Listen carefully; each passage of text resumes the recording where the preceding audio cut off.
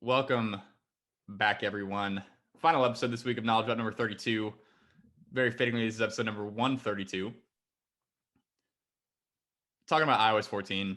This is not something that I was necessarily super stoked to talk about because I'm kind of sick of it at this point. I feel like it's been like the main topic of ecom conversation as of late. But I did feel the need to talk about it because the last episode that we talked about iOS 14, it didn't go quite as well as we would have hoped. Thought that we'd found a really great solution. And to be fair, I mean, we're still using that solution ourselves. But a lot of you guys had problems with it. We ended up offering a refund to anyone who wanted it for the episodes that week. But we did want to just kind of give you guys our take now. I think this is probably going to be the most like accurate iOS 14 episode. We're not going to give you guys too much conflicting information. Just wanted We're to gonna kind give nothing but conflicting information right here. of It's gonna be accurate only in so much as we're not making any bold predictions. yeah, I suppose that's a bit more accurate. That's a bit more accurate way to put it. But yeah, I just wanted to give you guys an update of where we're at with iOS 14 and Facebook ads tracking and all that kind of stuff. So you guys have, that's kind of the beauty of the ecom dispensary is since we're putting these episodes out weekly, we can talk about these things that are, we can give you guys like the most current update as of right now, as of the time that you're listening to this. So let's talk about it. Scotty, what is your current thinking about iOS 14? Has anything changed? Where are you kind of at mentally with all this crazy stuff? I mean, iOS 14 obviously still sucks for tracking. There's no way around it. I think my boy Luke put an interesting comment in the Telegram chat where it's like, if any of these apps really worked like as well as we'd hope, surely Facebook would have implemented the same solution by now. Like exactly like I mean he put it in a funny way where if Pavel from fucking Farm Sable had the solution, don't you think Facebook would have figured it out by now? I think there's probably a lot to that. The only counter Pavel. argument I can see is that I mean Facebook knows how to track you. Like Facebook does not have any issue tracking you. It is a rule issue where they had to disable some of their tracking to stay compliant with Apple's App Store terms of service, meaning that they had to disable some of their very effective tracking methods so they don't get removed from the App Store. Formstable is not in the App Store and therefore might be able to do some things that Facebook cannot. I don't know how accurate that is, but that's kind of the only potential way I see these apps working where they're not they don't need to follow the same exact guidelines that Facebook needs to because they're not required to follow Apple's App Store terms of service. I don't That know can if make sense. technically at all, probably not, but that's the one sort of way I see these apps still helping. Yeah. So yeah, and I mean, in the last episode that we talked about iOS 14, we talked about the solution that we'd found, which was this software called Formstable. A lot of you guys tried that and had a lot of issues with it. We are still using it. I mean, Scotty, what's your kind of take? Like, there's potential that it's not working as well as we would have hoped, but it still does seem to be working better than not using it. Yeah, so Formstable, when we implemented it, clearly improved our tracking. It did not appear to be straight up double tracking, which previous solutions we tried were. However, when we recommended it, a lot of people had issues with over tracking where they had 10 purchases on their store in a day, but Facebook showed fucking 14, which then is just obviously wrong. And I think guys were saying that in the Formstable log, like in the actual Formstable app, they were seeing just random fake purchases that didn't exist. I don't know why that is, but when we've done the same checks on our stores, we are not seeing that issue. And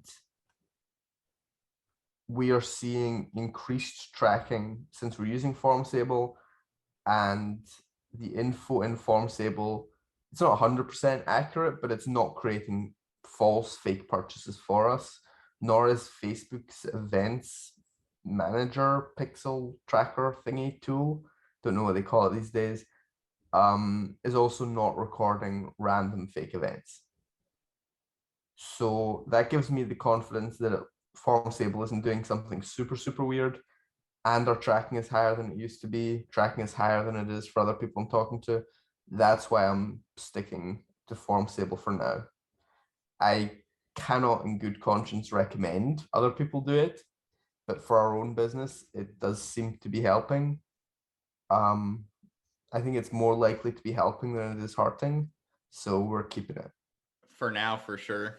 That could change. If it does, we might let you all know after we've vetted thoroughly any new solutions. I think the main thing is like this whole thing with iOS 14 is so technical, and we're all just trying to figure this out. Like, even the biggest and best media buyers, they're still like everyone is running into the same problems. Um, so that's kind of what we're doing right now. Also, I wish we could have been saying this for years, but our sources at Facebook say that even big brands are having the same issue, like they don't have a solution. Our sources at Facebook. I love that. Yeah. Yeah. How did it take this many years to have a source at Facebook? I don't know. But we do have a source at Facebook now. Feels good, man. Feels good. Feels good. Um, so then the other thing that we wanted to mention is like other potential solutions. Now we're not saying that these are guaranteed to work. These are solutions that we haven't actually personally tried, but these are solutions that we've heard have worked for other people. So we feel like they were worth mentioning. Um, One of them is just connecting the Facebook Ads API with Zapier. Zapier is like probably the best software ever made. Honestly, like that is by far the coolest software. Like the happiest. Like I'm the happiest to pay for that one over basically any other software. It's so useful. But apparently you can connect the Facebook Ads API with Shopify through Zapier and have all that data pushed directly to the Facebook Ads dashboard through a Zap. Um, Personally, haven't tried that with Shopify. I know that we do have a buddy who operates at a pretty high level scale. He doesn't do ecom. He does a different form of marketing, and he doesn't use Shopify. But he's seen really great success with that. And I mean, he basically said that doing that for what he's doing, like he's not even seeing any issues with tracking. It's like basically 100% accurate. At least that's what he says. So that's a potential option. I might be able to include in the description a link with more info about that. I think he sent me something that I might be able to include again. Not saying that this is like guaranteed to work, but it might be worth looking into if you're having issues with tracking. And the other thing that we've seen a lot of people mention in the Telegram specifically is an app called Trackify. Scotty, do you know anything about that? I don't. I know that people are using it and apparently getting results. Yeah. Might be worth the shot. Others Yeah, think we've it's seen a few people talk about that, saying that it's super easy to set up and that it seems to be working for them. So that could also be something worth looking into. again, you have to make sure that it's not over tracking like overall, which is fairly simple to check. Like check your Facebook ads dashboard. If you have more sales in there than in Shopify on any given day, something's not working. That's the easiest fucking way to tell that something's not working. Track what percentage of your sales were attributed before and after, and include like delayed attribution. So look at the data from 3 days ago, not the data from yesterday, because sales do get attributed over time. And then just see before after implementing Trackify what happens to results, what happens to tracking. And if it seems to be working for you, I would say stick with it. There's no way to know for sure whether it's 100% accurate, but if it appears to be working for you, I would say for the time being, that's as good as you can get. Yeah. Yeah, this is definitely a situation where perfect seems to be pretty much out of the question, and you just kind of got to shoot for as good as you can do. Yep.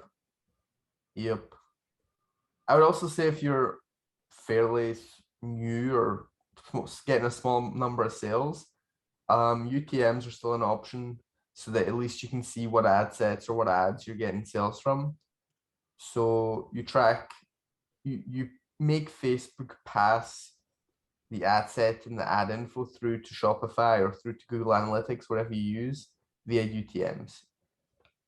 It doesn't pass the data back to Facebook, so your pixel's not going to get smarter. Your ads aren't going to optimize based on UTMs, but at least it gives you a bit better of an idea, perhaps, of which ad sets, which ads are working. Yep. Yeah, I think I've seen a few people talk about they're kind of using a combination of UTMs with maybe Trackify or with Zapier and kind of using those things in tandem to better track their ads and make decisions. Yep. So those are all options. At this point, like, I don't know. I think most of the hype around iOS 14 has kind of died down. I think most people have kind of accepted that this is the world that we're living in now, and we just got to adapt. Like that's ultimately what it comes down to, and it's annoying for sure. Like it's absolutely obnoxious, to be honest. But this is kind of the way things have been heading for a while. You know, these behemoth companies couldn't just keep mining our data and selling it and having no repercussions. Like people want some sort of privacy. Apple, I don't know. I don't know what Apple's motives are. Maybe they're just going to launch a competitor to Facebook or something that's, you know, in terms of like advertising and stuff, because they don't really have an advertising platform. So I don't know. We'll see what's in store. Not But for yet, now, Kenny, not yet. yeah. I mean, I don't even really know how that would look. I don't know. Interesting to think about, but that's kind of where we're at with iOS 14 and Facebook ads. Just making the most of what we can, doing the best that we can with what we got, and just keeping on. Yes, sir. Yes, sir. That's about it. Scott, you got anything else you want to add here? I think we wrap it up. I think that's about all we have or don't have about iOS 14 and tracking. Yes, sir. Alrighty, folks. Well, this has been Knowledge Drop number 32. Hope you guys enjoyed. As always, let us know if you guys want us to make an episode about anything in specific, any problems that you're having, any things that you're running into in your business that you want help with. Drop it in Telegram. Let us know, and maybe we'll make an episode about it. And besides that, we hope you guys have a great rest of your weekend and week, all the above. And we'll talk to you guys next week.